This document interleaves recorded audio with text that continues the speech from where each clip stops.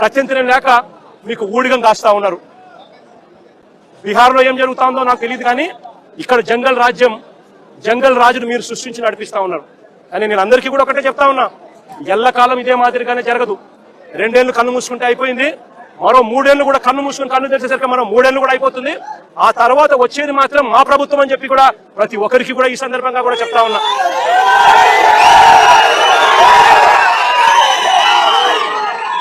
చంద్రబాబు నాయుడు గారికి చెప్తా ఉన్నాను, ఆయన కొడుకు చెప్తా ఉన్నాను, ఆయనకు కొమ్ము కాస్తా ఉన్నా ఆయన పార్టీ ఇతర పార్టీ నాయకులకు చెప్తా ఉన్నాను, ఆయనకు కొమ్ము కాస్తా ఉన్నా ఇలాంటి పోలీసు అధికారులకు కూడా చెప్తా ఉన్నాను. ఎల్లకాలం ఇలా అన్యాయం చేస్తా ఉంటే మాత్రం ఎప్పుడు కూడా దేవుడు చూస్తూ ఊరుకోవడానికి మాత్రం గుర్తుపెట్టుకోండి. ఖచ్చితంగా మీకు మొట్టికాయలు పడతాయి. రేపు పొద్దున మా ప్రభుత్వం వచ్చిన తర్వాత వీటి అన్నిటి మీద కూడా ఎంక్వైరీలు వేస్తాము, వడ్డీతో సహా చెల్లిస్తారు అని కూడా ఈ సందర్భంగా అందరికీ కూడా చెప్తా ఉన్నాం. అందరినీ కూడా బోన్లలో నిలబెడతాము, సాక్ష్యాలు ఆధారాలతో సహా యూనిఫామ్లు ఒక్కొక్కరికి కూడా ఇప్పించి వీళ్ళందరితో పాటు ఈ కాన్స్పిరసీలో భాగమైన ఇతర రాజకీయ నాయకులు ఎవరైతే చేసినారో వాళ్ళందరినీ కూడా ఒక్కలో పెట్టి న్యాయం జరిగేట్టుగా వడ్డీతో సహా వీళ్ళంతా కూడా చెల్లించే పరిస్థితి కూడా వస్తుందని కూడా ఈ సందర్భంగా ప్రతి ఒక్కరికి కూడా హెచ్చరిస్తా ఉన్నా. జరుగుతా ఉన్నది విషపూరిత విత్తనాలు నాటుతా ఉన్నారు. దయచేసి ఈ విషపూరిత విత్తనాలు నాటడం ఇప్పటికైనా ఆపండి. ఇది గన ఆపకపోతే గన రేపొద్దున ఈ విషపూరిత విత్తనాలు మీరొక్కరికే మీకు మాత్రమే వర్తిస్తాయని అనుకోవకండి. ఈ రోజు వైఎస్ఆర్సీపీకి సంబంధించిన ప్రతి గ్రామ స్థాయిలో కూడా ప్రతి కార్యకర్త కూడా దెబ్బతిని ఉన్నాడు, ప్రతి నాయకుడు దెబ్బతిని ఉన్నాడు. మీరు చేస్తా ఉన్న అన్యాయానికి వీళ్ళంతా కూడా దెబ్బతిని ఉన్నారు. వీళ్ళంతా రేపొద్దున మా ప్రభుత్వం వచ్చినప్పుడు వీళ్ళంతా కూడా మీ విషపూరిత విత్తనాలు ఆ రోజు పెద్ద అయ్యి చెట్టు అయినప్పుడు వీళ్ళు కన్నా స్పందించే తీరు స్పందిస్తున్నప్పుడు మీకేం జరుగుతుంది అని కూడా ఆలోచన చేసుకోమని చెప్పి చంద్రబాబు నాయుడు గారిని గట్టిగా హెచ్చరిస్తా ఉన్నా. ఇప్పటికైనా బుద్ధి జ్ఞానం తెచ్చుకోండి, దేవుడు అంటే భయము భక్తి తెచ్చుకోండి. దేవుడు అంటే భయము భక్తితో బుద్ధి జ్ఞానంతో మంచి పరిపాలన ఇచ్చి ప్రజలకు మేలు చేసి వాళ్ళ గుండెల్లో స్థానం సంపాదించుకునే కార్యక్రమం చంద్రబాబు నాయుడు గారు చేయాలి. చేతనైతే సూపర్ 6లు సూపర్ 7లు ఇటువంటి అన్ని కూడా అబద్ధాలు చెప్పకుండా మోసం చేయకుండా ప్రజలకు మంచి చేసి ఇచ్చే కార్యక్రమం చేయండి. మీ పుణ్యాన అని చెప్పి నిర్వీర్యమైపోయిన స్కూళ్లను బాగు చేయండి. ఫీజు రీయింబర్స్మెంట్ బకాయిలు 8 కోట్లు పిల్లలకి ఇంతవరకు ఇలా పిల్లలు చదువులు మానేస్తా ఉన్నారు. వాళ్ళ పరిస్థితి గమనించి వాళ్ళ చదువులను ఆదుకునే కార్యక్రమం చేయండి. ఆరోగ్యశ్రీ హాస్పిటల్స్ మూసేస్తా ఉన్నారు. పేదవాడికి వైద్యం అందని పరిస్థితిలో పేదవాడు ఉన్నాడు. ఆ ఆరోగ్యశ్రీ నెట్వర్క్ హాస్పిటల్కి ఇవ్వాల్సిన బకాయిలు క్లియర్ చేసి ఆ నెట్వర్క్ హాస్పిటల్ నిలబెట్టి మన పేదవాడికి ఉచితంగా వైద్యం అందించే కార్యక్రమం చేయండి. చేతనైతే ఆ 17 మెడికల్ కాలేజీలు మీ స్కాముల కోసం అమ్మకుండా ఆ 17 మెడికల్ కాలేజీలు పూర్తి చేసి పేదవాడికి మధ్యతరగతి వాళ్లకు ప్రజలకు మంచి చేసే కార్యక్రమం చేయండి. చేతనైతే రైతులకు గిట్టుబాటు ధరలు కల్పించే కార్యక్రమం చేయండి. చేతనైతే రైతులకు నువ్వు ఇస్తావన్నా ఇప్పటికే అన్నదాత సుఖీభవ 40,000 ఇస్తారన్నావు, కేవలం 10,000 ఇచ్చావు, 30,000 ఎగరగొట్టావు. ఆ 30,000 ఇచ్చి రైతులకు గిట్టుబాటు ధరలు ఇచ్చే కార్యక్రమం కూడా ఖచ్చితంగా జరిగించే కార్యక్రమాలు కూడా వ్యవసాయాన్ని చక్కబెట్టి ఖచ్చితంగా జరిగించే కార్యక్రమం మీద ధ్యాస పెట్టండి. ఇవేమి అసెంబ్లీకి రానికి దమ్ముంటే ఈరోజు నీ మీద నువ్వు ఇన్ని అబద్ధాలు మాట్లాడుతుంటే నేను ఒకటే అడుగుతున్నా, అక్కడ జగన్మోహన్ రెడ్డి అవనేయండి, వేరేవాడు ఎవడైనా అవనేయండి, గవర్నమెంట్ మీద తప్పుడు ఆరోపణలు చేస్తే కేసులు పెట్టడానికి కూడా వెనుకాడం, చట్టపరమైన చర్యలు తీసుకోవడానికి కూడా ఎట్టి పరిస్థితులను వెనుకాడం. ఎవరైనా సరే అక్కడ జగన్మోహన్ రెడ్డి పులివెందుల ఎమ్మెల్యే జగన్మోహన్ రెడ్డి ఉన్నాడా, సమ్ ఎక్స్ ఉన్నాడా మాకు అనవసరం.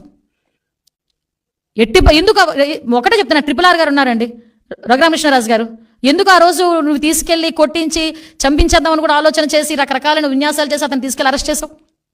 ఒక ఎంపీని, సిట్టింగ్ ఎంపీని. TV5 మూర్తి గారు ఉన్నారు, ఆయన మీద ఎందుకు రాజద్రోహం కేసు పెట్టావు? అసలు రాజద్రోహం కేసు అనేదే లేదు. అసలు యాక్చువల్గా రాజద్రోహం కేసు అనేది నువ్వు చెప్పినట్టు నువ్వు పెట్టినట్టు ఉంటే కనుక ఫస్ట్ ఈ రోజు కేసు బుక్ చేయబోయేది రాజద్రోహం కేసు నీ మీదే ఫస్ట్ బుక్ చేయబోయేది.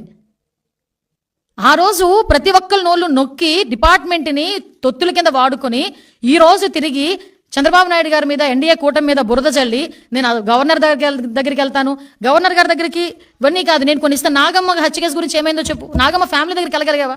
పులివెందెల్లో నాగమ్మని హత్య చేశారు, ఎందుకు నీ కోట్లు వేసిందే కదా పాప నాగమ్మ, కనీసం ఇంటికి వెళ్ళగలిగావా? పోనీ సీఎం స్థాయిలో వెళ్ళలేకపోయావు, మరి మొన్ననే వెళ్ళలేకపోయావా? ఒక్కళ్ళ గురించి మాట్లాడలేక, ఒక్కళ్ళ గురించి ఏంటది దానికి కనికరం చూపించకుండా, కన్సర్న్ చూపించకుండా ఈ రోజు రాజకీయంగా ఏదో రకంగా బురద చల్దామని నోటికి వచ్చినట్టు మాట్లాడుతున్నాం. మేము ఒకటే చెప్తున్నా, ఈరోజు గాంజా విషయంలో మొన్న మన వినుకొండ ఇష్యూలో కూడా వాళ్ళ ఎక్స్ఎమ్మెల్యే చెప్పాడు గంజాయి మత్తులో చంపాడని. ఈ రోజు జరుగుతున్న ప్రతి ఇన్సిడెంట్కి వెనకాతల గంజా అన్నది బేస్ అయిపోయింది. ఆ 5 సంవత్సరాల కాలంలో గంజాయిని అనకూడదు కానీ ఒక రాష్ట్ర పండుగ పండించారు వీళ్ళు. విపరీతంగా విచ్చలవిడతనం పెరిగిపోయింది. ఒకసారి మొన్నప్పుడు బయటకు వచ్చి అంటాడు విషపు బీజాలు ఏదో సంథింగ్ విష బీజాలు నాటుతున్నారని ఏదో మాట్లాడాడు.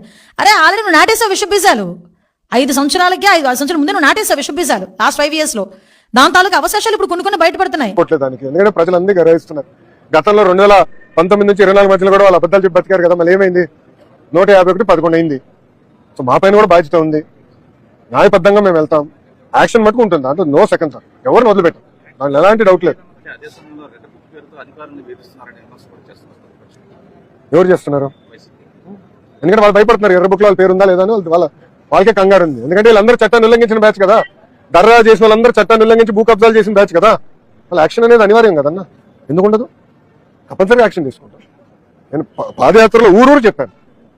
ఎందుకంటే ఊరూరు వైకాపా బాధితులు అనేది ఉన్నారు. వాళ్ళందరిపై మనం యాక్షన్ తీసుకుంటాం. వదిలిపెట్టాం. నేను ఇంకా మీరు సామాజిక మాధ్యమాల్లో తిడుతూనే ఉన్నారు. మళ్ళీ ఇంకొకసారి హెచ్చరిస్తున్నా. పిఠాపురంలో ఒకసారి చెప్పాను మీకు, మళ్ళీ మీరు కూర్చొని పాత పద్ధతిలో కనుక మళ్ళీ నాయకులు మళ్ళీ మీరు పిచ్చి ప్రలాపనలు చేస్తే పర్యవసానాలు చాలా తీవ్రంగా ఉంటాయి, గుర్తుపెట్టుకోండి. మిమ్మల్ని మీరు కానీ మీ నాయకులు కానీ మీరు ఒక క్రమబద్ధంగా ఒక పద్ధతిలో మమ్మల్ని విమర్శిస్తే తప్పులను మేము సరిదిద్దుకుంటాం, వివరణిస్తాం. అలా కాకుండా వ్యక్తిగతంగా మళ్ళీ పాత పద్ధతిలో చేస్తే ఈసారి నేనే చెప్తున్నా. మీరు పవన్ కళ్యాణ్ మంచితనం చూశారు, పవన్ కళ్యాణ్ సహనం చూశారు, పవన్ కళ్యాణ్ గట్టితనం మీరు చూడలేదు ఎప్పుడు. దయచేసి అక్కడ దాకా తీసుకెళ్ళకండి. ఎందుకంటే నాకు క్షమ ఉండదు నా దగ్గర.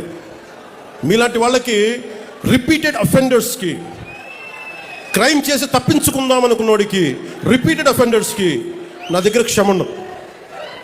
చాలా భరిస్తాం, చాలా సహనంతో తీసుకుంటాం.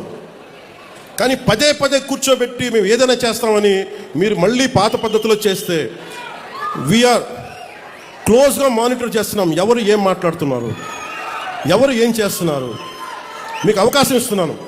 మీరు ప్రజాస్వామ్యబద్ధంగా విమర్శించండి. సహృదయంతో కుటుంబ ప్రభుత్వం తీసుకుంటుంది. మళ్ళీ హద్దులు దాటి మాట్లాడి మేమే వచ్చేస్తాం 29లో అంటే నేను చెప్తున్నాను కదా. మళ్ళీ ఈ రోజున నా రాజోలు గడ్డ సాక్షిగా చెప్తున్నాను కదా. నా రాజోలు గడ్డ సాక్షిగా చెప్తున్నాను. మీరు అలాంటి ఆశలు పెట్టుకోకుండా జరగవు.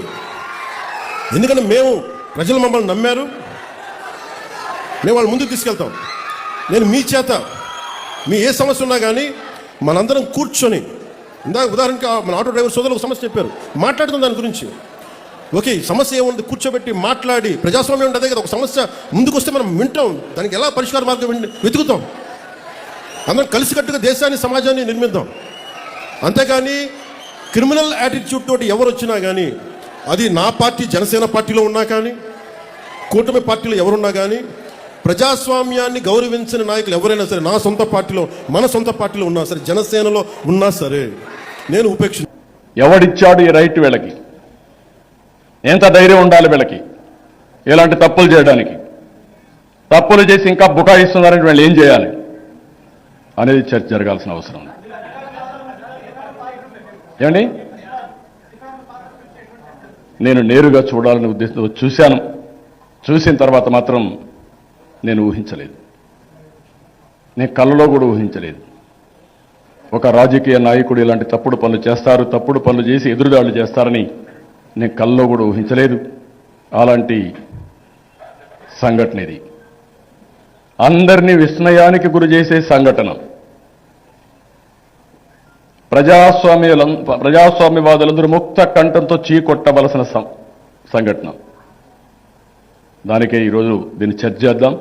చర్చ చేసిన తర్వాత దీన్ని ఏ విధంగా లాజికల్గా తీసుకెళ్తారని చెప్పి తెలియజేసుకుంటూ